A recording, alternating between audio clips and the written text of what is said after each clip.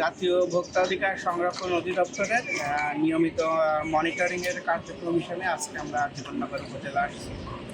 এখানে আমরা তেলের পাম্প, ঔষধের দোকান এবং ডায়াগনস্টিক সেন্টার এগুলো আমরা মনিটরিং কার্যক্রম গ্রহণ করি। আমরা এখানে একটা ক্লিনিক প্লাস সোলো সেন্টার মানে ডায়াগনস্টিক সেন্টারে আসছি।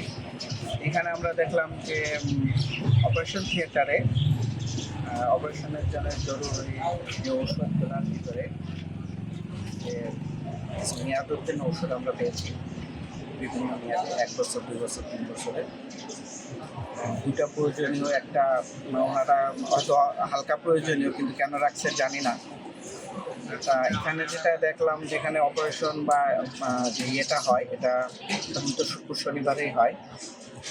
এখানে যারা স্টাফ আছে অনেকটা এদের গাফিলতি, তারা এটা নিয়মিত যে ম্যানেজার আছে যে ফ্রিজগুলা চেক করা প্রাথমিক সতর্কতা হিসেবে এই জন্য আমরা এইটা জব্দ করছি এবং এদেরকে 30,000 টাকা জরিমানা করা হয়েছে।